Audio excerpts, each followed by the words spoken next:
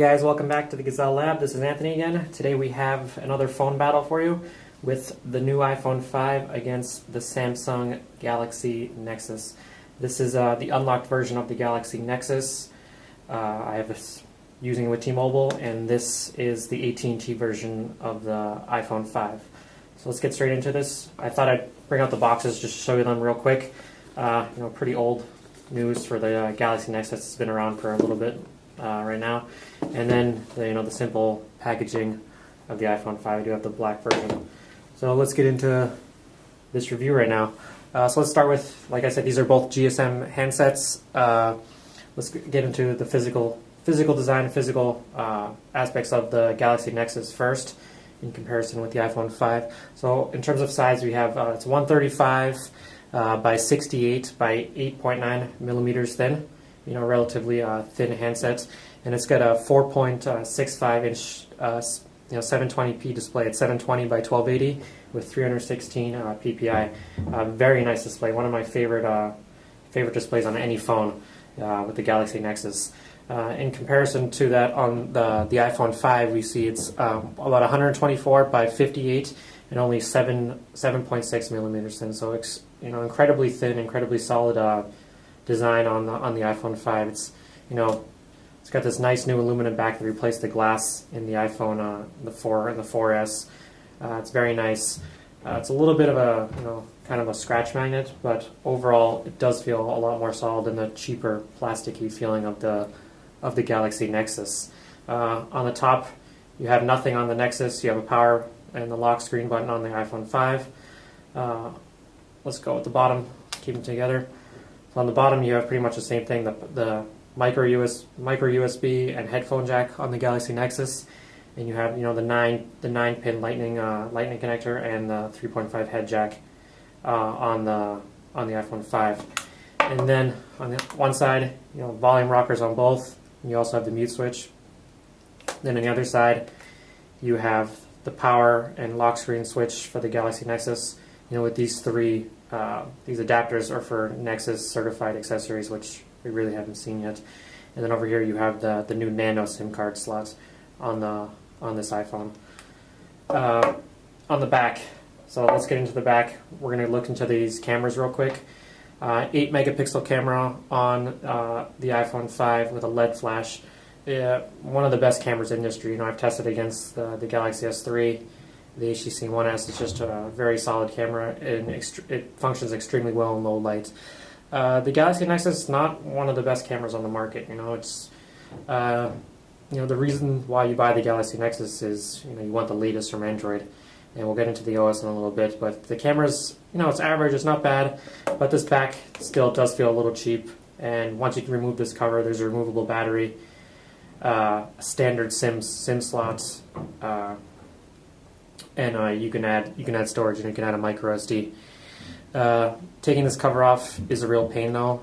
It's very difficult to take on and off, so I'm not even going to take it off for you right now. So we'll get into that camera right now. Let's snap a couple pictures. Our classic Gazelle screen wipe here. Then I'll take one of these boxes for you as well. So we do have some studio lights in here, but you can see the quality is extremely nice on the iPhone. And then we'll take one of those boxes and I'll compare the two pictures for you. There we go.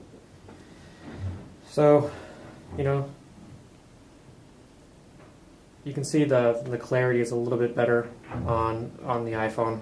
The colors are a little bit more natural, and once you get these on the computer, you should be able to see the main difference between them.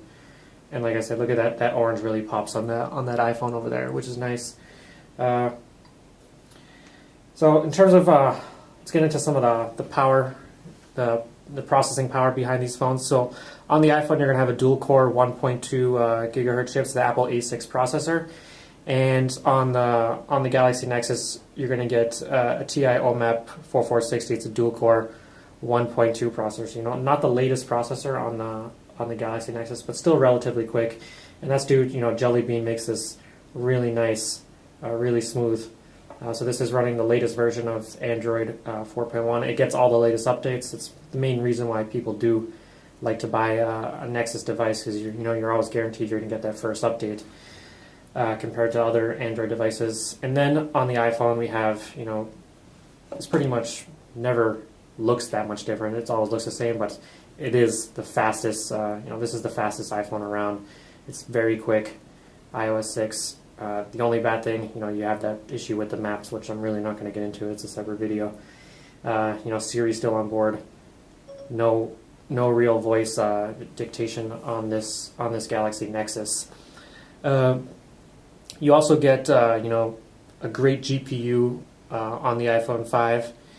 You have this triple core graphics, PowerVR SGX 543 MP3 triple, it's triple core GPU, and it's great for gaming, watching multimedia. The only thing is, for me, the screen on the Galaxy Nexus is just a lot better. So you get the 720 screen, which really makes games and movies look a lot better than it does on the iPhone. Just for me personally, it's a lot bigger, it's a lot crisper, it's a lot cleaner. I just really love the screen on the Galaxy Nexus. I'll get into the last thing with some battery life. So you do have a lithium polymer 1440 mAh battery on the iPhone, in comparison to a lithium-ion 1750 mAh battery on the Galaxy Nexus. And the Galaxy Nexus, one of the best phones for battery life. I think I've never really run into an issue with it. It's even outperformed my Galaxy S3. 290 hours standby time on the Galaxy Nexus, compared to about 225 on the iPhone 5. 8 hours of talk time on the iPhone 5, in comparison to a little bit over 8 hours on the Galaxy Nexus. So both great devices. I think in terms of power and performance, the iPhone 5 is newer, is a lot faster, is a lot quicker. In terms of display, and if you're tied into Android, you get the latest operating system, the Galaxy Nexus is the way to go. There's still obviously a lot of other Android choices out there, like the Galaxy S3, the HTC One X, a bunch of we can expect the new Nexus coming in a couple months, or even in fact next month. So there you have it. The best in iOS with the iPhone 5, and the latest version of Android operating system with Jellybean 4.1. Hope you enjoyed the review. Thanks.